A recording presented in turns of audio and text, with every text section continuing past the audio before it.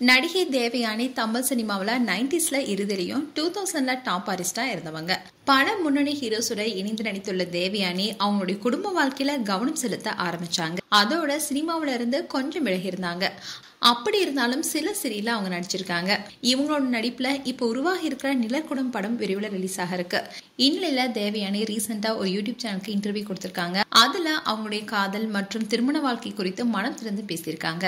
தேவயானி சரத்குமாரோடைய சூரியவம்சம் படத்துல நடிச்சப்போ உதவி இயக்குனரா இருந்தவர் தான் ராஜ்குமார். இந்த படத்தின் மூலமா தான் ராஜ்குமாரோடைய அறிமுகம் கிடைச்சது. அதுக்கப்புறமா இவருடைய இயக்கத்துல நீ வருவாய் என அண்ட் விண்ணுக்கும் மண்ணுக்கும் காதலுடன் உள்ளிட்ட படங்களை அவங்க நடிச்சிருக்காங்க. இதுல நீ வருவாய் என விண்ணுக்கும் மண்ணுக்கும் படத்துல இணைந்து பணியாற்றப்போதான் 2 பேருமே திருமணம் செஞ்சுக்கிட்டாங்க. இவங்களுடைய திருமணம் திரைத்துறையில பலருக்குமே அதிர்ச்சி கொடுத்திருந்தது. அதற்கு காரணம் ராஜ்குமாரனுடைய பொறுத்தோட்டம் தான். ஆனா தேவயானி மிக தெளிவா தன்னுடைய வாழ்க்கை துணைய வருபவர் ஒழுக்கமுள்ளவரா, அன்பு கொண்டவரா, உண்மையானவரா இருக்கணும்னு நினைச்சு ராஜ்குமாரனை காதலித்து திருமணம் செஞ்சு கொண்டாங்க.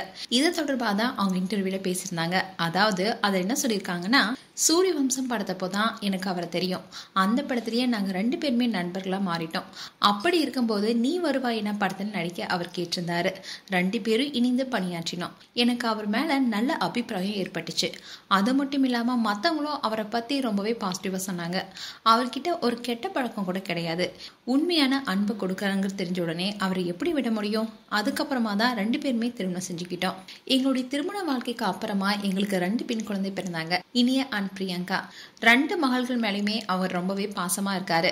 பொண்ணுங்க கிட்ட நான் கண்டிப்புடன் இருக்கும்போது அவர் ரொம்பவே அது பொறுமையா ஹேண்டில் பண்ணுவாரு. அதே மாதிரி அவர் கண்டிப்பா இருக்கும் போது நான் பொறுமையா ஹேண்டில் பண்ணுவேன். அவரை பார்த்தா தான் அவங்களுக்கு கொஞ்சம் பயம் இருக்கும். என்னை பார்த்து அவங்களுக்கு கொஞ்சம் கூட பயமே இல்லை. அண்ட் குழந்தைங்க பெற்றவங்க குறித்து தான் நிழற்குடை படத்துல நாங்க பேசியிருக்கோம். அதே மாதிரி அவர் ரொம்பவே திறமைசாலி.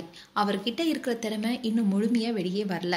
நீ வருவாய் என்ன படத்துடைய 2ஆம் பாகம் எடுக்கிறேன்னு சொல்லியிருக்காரு. அதுல பார்க்கலாம். மொத்தத்துல ஒரு அன்பான கணவராகவும் பொறுப்பான அப்பாவாகவும் சிறந்த குடும்ப தலைவராகவும் இருக்காரு. ஒரு பெண் தன்னுடைய வாழ்க்கை துணை எப்படி இருக்கணும்னு ஆசைப்படுவாரோ அதே மாதிரி தான் எனக்கு என்னுடைய கணவர் அமைந்திருக்காருன்னு தேவயானி அந்த இன்டர்வியூல பேசியிருந்தாங்க. இவங்களுடைய இந்த இன்டர்வியூ இப்போ வைரல் ஆயிட்டு வருது. மேலும் தேவயானி அண்ட் அவருடைய கணவர் குறித்து உங்களுடைய கருத்துக்களை கமெண்ட் செக்ஷன்ல சொல்லுங்க. இது போன்ற வீடியோஸை பார்க்க நியூஸ் தமிழ் கிளிட்ஸ் சேனலை சப்ஸ்கிரைப் பண்ணுங்க. மறக்காம நோட்டிபிகேஷன் பட்டனை கிளிக் பண்ணுங்க.